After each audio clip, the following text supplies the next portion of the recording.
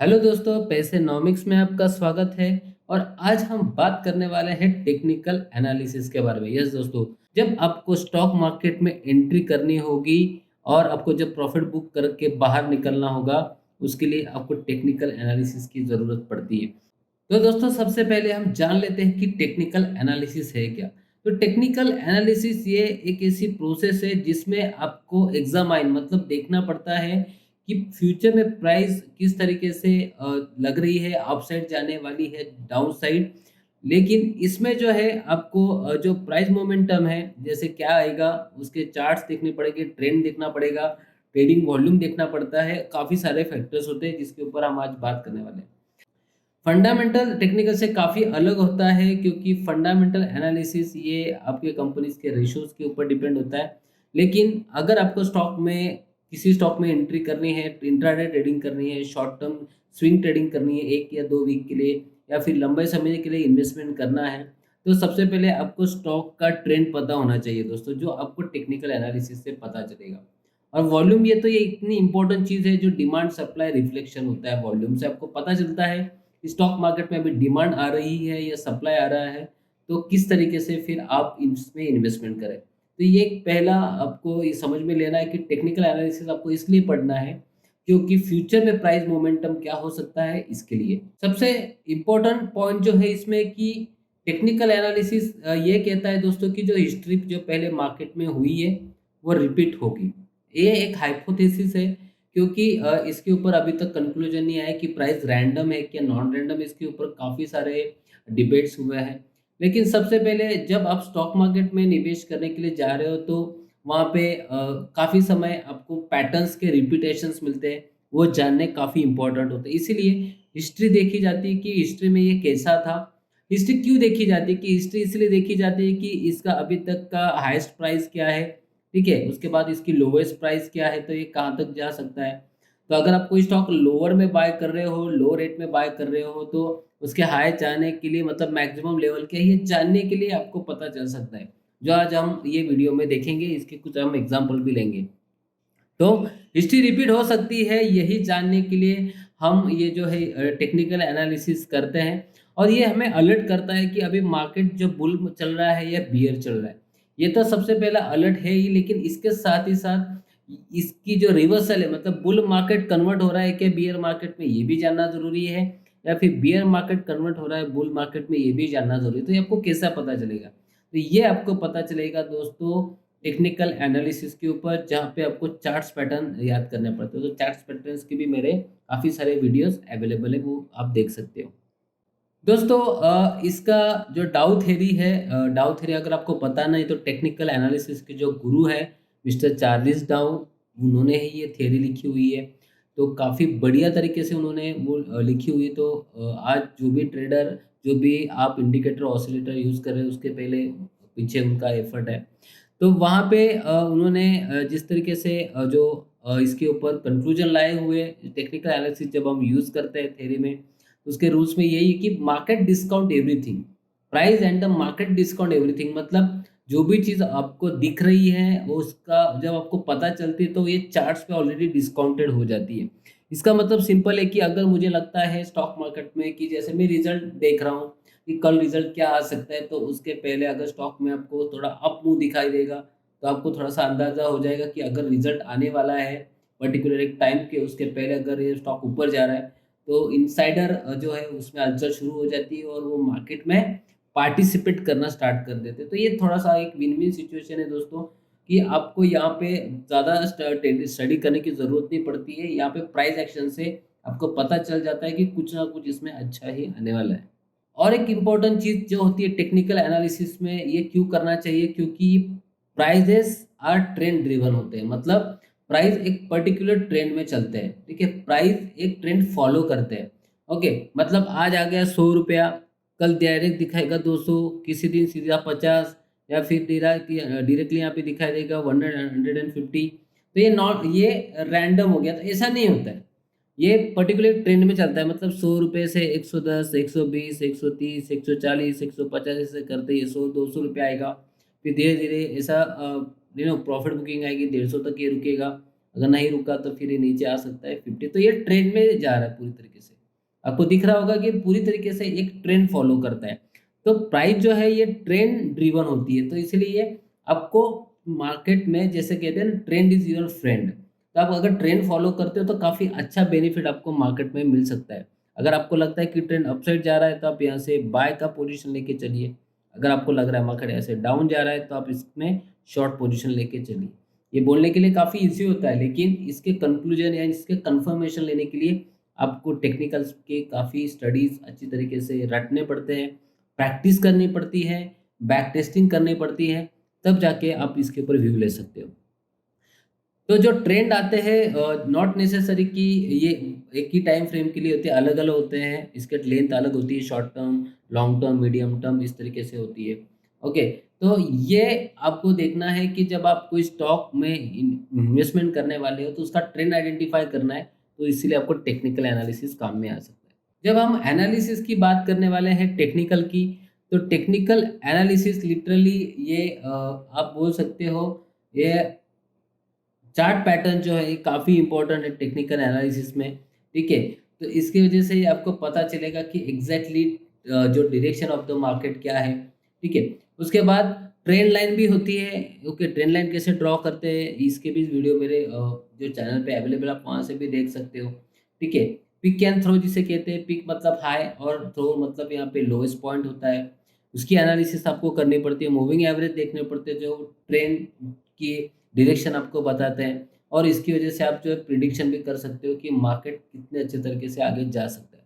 अभी यहाँ पे मार्केट आपको फॉलो करना है, नॉट प्रिडिक्ट करना है, लेकिन प्रिडिक्ट भी अगर आप कर रहे हो तो आप अगर ट्रेंड फॉलो करते हो तो आपको प्रिडिक्ट करना काफ़ी हद तक यहाँ पे ईज़ी हो जाता है।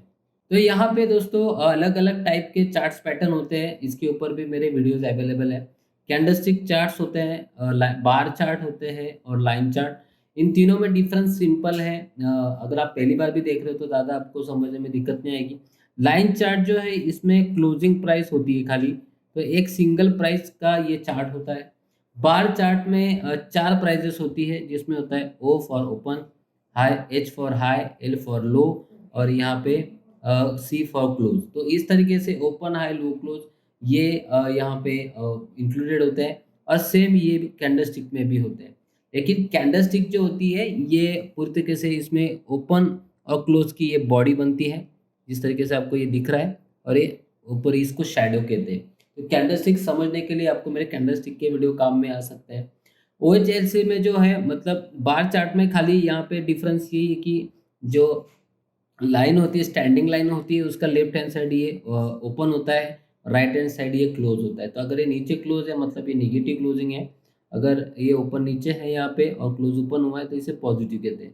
तो यहाँ पे आप देख सकते हो कि ये नेगेटिव क्लोज हुआ है यहाँ पे, ओके, और ये यहाँ पे पॉजिटिव क्लोज हुआ है इस तरीके से। तो ये डिफरेंस है, तो आपको ये तीनों चार्ट बेसिकली पता होने चाहिए। इसका यूज़ क्या होता है, ज़्यादा करके लाइन चार्ट जब आप यूज़ करने जाओगे तो ये लॉन्ग टर्म के लिए आप यूज़ कर सकते हो। आपको overall direction of the market पता चलेगी। लेकिन प्राइस एक्शन अगर आपको देखनी है और आपको देखना है कि डिमांड सप्लाई कहाँ पे, तो आपको डिमांड सप्लाई के लिए कैंडलस्टिक सबसे ज़्यादा यूज़फुल रहेगा दोस्तों। क्योंकि चार्ट्स पैटर्न जो होते हैं वो ज़्यादा करके कैंडलस्टिक्स में आपको मिलेंगे, ठीक है? और जो अलग-अलग ब्रेकआउट्स पैटर्न होते हैं जिसे क्लासिकल पैटर्न कहा जाता है, वो आपको लाइन चार्ट में देखने को मिल सकते हैं दोस्तों। अभी वॉल्यूम की बात की जाए तो यस, जैसे मैंने पहले भी कहा, डिमांड सप्लाई ये वॉल्यूम के ऊपर ही आपको पता चलेगा। वॉल्यूम का जो रूल है जो आपको ध्यान में रखना है कि अगर मार्केट में शेयर प्राइस जो है, स्टॉक की जो प्राइस है और ये जो वॉल्यूम है, इसका एक रूल है। ये आपको याद रखना है कि वॉल्यूम अगर अप जाता है और प्राइस अप जाता है तो आपका जो ओवरऑल ट्रेंड है ये अप है दोस्तों।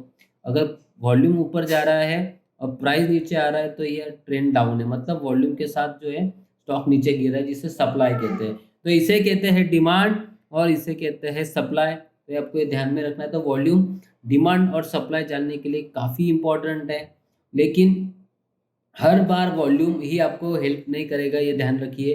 क्योंकि जब मार्केट कंसोलिडेशन में जाता है, मतलब जब मार्केट रेंज बाउंड हो जाता है दोस्तों, उस रेंज बाउंड मार्केट में वॉल्यूम आपको ड्राई दिखाई देगा, तो उस समय आपको कुछ प्रॉब्लम्स मतलब दिक्कतें वहाँ पे आ सकती हैं। तो यहाँ पे वॉल्यूम इसलिए देखना है कि वॉल्यूम के साथ अगर स्टॉक बढ़ रहा है तो आपको वहाँ पे जो है गेनिंग मिल सकती है दोस्तों, बेनिफिट आपको मिल सकता है। ट्रेंड आइडेंटिफिकेशन के लिए आपको काफ़ी सारे इंडिकेटर्स में मिलेंगे, जिसमें आपको सुपर ट्रेंड है, इसके ऊपर भी वीडियोस अवेलेबल है मेरे चैनल के ऊपर। सुपर ट्रेंड क्या होता है, मूविंग एवरेज है, ठीक है, पिसार है, पैराबोलिक एसएआर है। तो ये सारे इंडिकेटर है आपको, जिससे ट्रेंड आइडेंटिफाई आप कर सकते हो। उसके बाद जब काफ़ी सारे अलग अलग जो पैटर्न्स होते हैं, जैसे ट्रायंगल्स कहते हैं, हेड एंड शोल्डर है, रेक्टेंगल ब्रेकआउट है, कप विद द हैंडल है, फ्लैग एंड पेनेंट है, कैंडलस्टिक्स है, काफ़ी सारे अलग अलग ये जो पैटर्न्स है, तो ये आपको ये पैटर्न प्राइस एक्शन के लिए काम में आते हैं। तो यहाँ पे वॉल्यूम भी उनके साथ कंसर्न होती है कंफर्मेशन के लिए कि अगर कोई ट्रायंगल बन रहा है तो ट्रायंगल जस्ट मैं आपको दिखाने की कोशिश करूंगा। इस तरीके से एक ट्रायंगल बनता है जब कोई स्टॉक प्राइस डाउन से लेके अप साइड जाती है, यहाँ पे नैरो होती है और वापस यहाँ पे इसको ब्रेक डाउन होती है इस तरीके से, या फिर यहाँ से अप साइड ब्रेक होगी या फिर ये डाउन साइड ब्रेक होती है इस तरीके से। यहाँ पे अप साइड ब्रेकआउट आएगा तो ये ट्रायंगल होता है। तो इसके ऊपर भी वीडियोस अवेलेबल है मेरे चैनल के ऊपर। तो इस वीडियो में हम वही देख रहे हैं कि टेक्निकल एनालिसिस पढ़ना क्यों है, टू आइडेंटिफाई द ट्रेंड। जब हम मोमेंटम के बारे में बात करते हैं तो मोमेंटम मतलब क्या, जिस स्टॉक में डिमांड और सप्लाई के रिफ्लेक्शन काफी हद तक मतलब वॉलेटिलिटी ज्यादा है। मोमेंटम मतलब क्या, वॉलेटाइल, हाई वॉलेटाइल। वॉलेटाइल मतलब अप एंड डाउन, कि अगर आपको फटाक से प्रॉफिट बुक करके निकलना है तो फिर आपको मोमेंटम पता होना चाहिए कि ये पॉजिटिव मोमेंट कर रहा है या नहीं। तो इसके लिए आपको आरएसआई जो है, रिलेटिव स्ट्रेंथ ऑफ इंडेक्स, ये काम में आ सकता है। आप एमएसीडी यूज कर सकते हो, ठीक है। तो इसके लिए आरएसआई के ऊपर और एमएसीडी की वीडियोस भी अवेलेबल है, जो आपको स्टॉक की मोमेंटम बताएगा कि स्टॉक किस तरीके से जा रहा है। तो यहाँ पे हम जो देख रहे हैं कि हमें टेक्निकल एनालिसिस इसलिए फॉलो करना है कि अगर आपको शॉर्ट टर्म में गेन कमाना है तो स्टॉक सिलेक्शन करते समय आपको सबसे पहले ट्रेंड आइडेंटिफाई करते आना चाहिए। उसके बाद मोमेंटम वाले शेयर जो है आपको पता होने चाहिए कि इसको कैसे फ़िल्टर करें। तो इसको आप ऑसिलेटर इसे कहते हैं, ये ऑसिलेटर यूज़ करके आप इसको फ़िल्टर कर सकते हैं। अभी जो चीज़ के बारे में मैं बात करने वाला हूँ, ये बैकबोन है स्टॉक मार्केट का, वो है सपोर्ट एंड रेजिस्टेंस। तो सपोर्ट मतलब एक ऐसी प्राइस जहाँ पे डिमांड जनरेट होती है और वहाँ से स्टॉक अपसाइड ट्रेंड करने लगता है। और रेजिस्टेंस ये ऐसी स्टॉक प्राइस की लेवल होती है जहाँ से प्रॉफिट बुकिंग आती है। सपोज कोई स्टॉक इस तरीके से ट्रेंड कर रहा है, तो यहाँ पे जो हाईएस्ट प्राइस है, यहाँ पे जो भी आपको हाईएस्ट प्राइस दिख रही है जहाँ से मार्केट करेक्ट हो रहा है, इसे कहते हैं रेजिस्टेंस पॉइंट। और जो सपोर्ट मतलब यहाँ से जो मार्केट अपसाइड आपका रिवर्स हो रहा है, ये इसे सपोर्ट पॉइंट कहते हैं, जहाँ पे जो सप्लायर है वो वहाँ पे पॉज ले लेते हैं और जो बायर से काफ़ी एग्रेसिव हो जाते हैं। वैसे ये हायर साइड की बात करेंगे तो यहाँ पे सेलर जो है एग्रेसिव होते हैं और बायर यहाँ पे काफ़ी वहाँ पे कंजर्वेटिव हो जाते हैं। तो इस तरीके से सपोर्ट एंड रेजिस्टेंस आपको जान लेना है कि सपोर्ट एंड रेजिस्टेंस भी टेक्निकल में, अगर आप खाली कोई इंडिकेटर ऑसिलेटर नहीं यूज़ करते दोस्तों, खाली सपोर्ट एंड रेजिस्टेंस के ऊपर भी आप काम करते हो तो भी अच्छा खासा गेन आप मार्केट में ले सकते हो। तो जैसे मैंने पहले भी कहा कि आपको अगर टेक्निकल एनालिसिस पढ़नी है तो आपको अगर इंडिकेटर और ऑसिलेटर के बारे में जानकारी लेनी है तो इससे आपको बेनिफिट ये होगा कि इंडिकेटर ये आपको स्टॉक मार्केट में जो ट्रेंडिंग स्टॉक है वो फिल्टर करने के लिए काम में आएंगे, और ऑसिलेटर आपको जो स्टॉक में हाई मोमेंटम है वो आपको ढूंढने में काम आएंगे। तो इस तरीके से आपको इंडिकेटर ऑसिलेटर यूज़ करना ज़रूरी है, और इन दोनों का यूज़ करके आप बाय और सेल सिग्नल जो है बना सकते हो। काफ़ी सारे ऑनलाइन जो है वेबसाइट्स है, उसमें इंडिकेटर ये आते हैं। आप खुद भी एक्सेल में बना सकते हो, आपके क्राइटेरिया वहाँ पे आप जो भी कस्टमाइज़ करके। दोस्तों टेक्निकल एनालिसिस में 2 तरीके के अप्रोच होते हैं। सबसे पहला अप्रोच जो होता है ये है टॉप डाउन अप्रोच।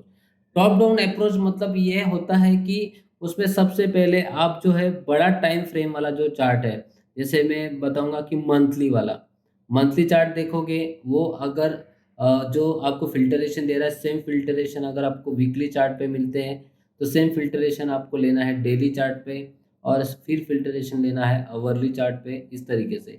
मतलब लंबे टाइम फ्रेम से लेके आप इसको क्वार्टरली चार्ट भी कर सकते हो, इसको आप ईयरली भी चार्ट कर सकते हो। तो इस तरीके से ये टाइम फ्रेम बड़े से छोटे तक जाता है, तो इसे टॉप डाउन अप्रोच कहते हैं, और जब भी नीचे से ऊपर जाता है तो इसे बॉटम अप अप्रोच कहते हैं। तो बॉटम अप अप्रोच थोड़ा-सा आपको दिक्कत देगा, क्योंकि वहाँ पे बॉटम फिशिंग होती है, लेकिन टॉप डाउन अप्रोच ये काफ़ी हद तक हेल्प करता है। तो इसीलिए अगर आपको टेक्निकल में अगर सक्सेस होना है तो आपको टॉप डाउन अप्रोच रखना चाहिए, कि ओवरऑल जैसे हम फंडामेंटल में भी एक चीज़ मैंने क्लियर की हुई है। तो जब भी आप कोई स्टॉक को बाय करना चाहते हो तो सबसे पहले उसका मंथली व्यू देखो, मतलब पूरे साल भर का व्यू देखो, वीकली व्यू देखो, डेली व्यू देखो, आवरली, या फिर सिंपली और लैंग्वेज में बात करने की चाहूँ तो अगर कोई स्टॉक आप आवरली बाय करना चाहते हो कोई टाइमिंग फ्रेम के ऊपर, तो वो सबसे पहले देखो कि ये डेली, मंथली, वीकली पे भी बाय में है कि नहीं। इन फ़िल्टरेशन आपको लगाने पड़ेंगे इंडिकेटर, ऑसिलेटर, तो आपको वहाँ पे कन्फर्मेशन आएगा कि ये सब जगह अगर बाय बता रहा है, कि मंथली में भी बाय करके रखिए, वीकली में भी यस बता रहा है, डेली में भी यस बता रहा है, तो फिर आवरली में जब बाय आएगा तो ही आप इसको बाय करिए। लेकिन बॉटम अप अप्रोच में क्या होता है कि ये सारी चीज़ें उल्टी होती है। मतलब आपको यहाँ पे सबसे पहले ये सारे सेल्स दिखेंगे, सब तीनों टाइम फ्रेम में, और आवरली में बाय दिखेगा। तो अगर आप इसको बाय करते हो तो आपको पता है कि ये यहाँ से रिवर्स अगर हो गया तो आपको लॉस हो सकते हैं। तो आपको यहाँ पे जो उसके डाउन साइड वाला आवरली का एसएल आपको स्टॉप लॉस फॉलो करना पड़ेगा। तो थोड़ा-सा वो उसके लिए आपको काफ़ी प्रैक्टिस करनी पड़ेगी, ठीक है? तो इसीलिए टॉप डाउन भी अप्रोच आप रखते हो तो भी काफ़ी है दोस्तों। बॉटम अप ये उसके ऊपर भी हम स्ट्रैटेजीज़ बना सकते हैं। उसके लिए आपको काफ़ी सारे इंडिकेटर्स को भी यूज़ करना पड़ेगा। तो दोस्तों आपके सामने मैंने निफ्टी का ये डेली चार्ट लगाया हुआ है, 1 साल की ये चार्ट है दोस्तों। तो इस चार्ट में आप देख सकते हो कि लाइन चार्ट बनाया हुआ है, तो ओवरऑल ट्रेंड आपको मार्केट का पता चल जाएगा। अगर इसका टाइम फ्रेम आप बड़ा करना चाहते हो तो यहाँ पे ऑप्शन दिया जाता है कि आप जो मैक्सिमम है 10 साल का भी टाइम फ्रेम है, तो 10 साल का भी चार्ट देख सकते हो। तो 10 साल का पूरा डेटा आपको यहाँ पे मिल जाएगा कि एग्ज़ैक्टली 10 साल में निफ्टी ने किस तरीके से परफ़ॉर्म किया हुआ है। तो ये लॉन्ग टर्म में काम में आएगा। आपको इसमें कैंडलस्टिक में देखना है, तो कैंडलस्टिक के लिए आपको यहाँ पे मैं इसको मैक्सिमाइज़ करके दिखाता हूँ। ये देखिए कैंडलस्टिक ऑप्शन है, तो कैंडलस्टिक्स में आप यहाँ पे सप्लाई और डिमांड देख सकते हो। ग्रीन कैंडल ये डिमांड बताती है, और रेड कैंडल है ये सप्लाई बताती है।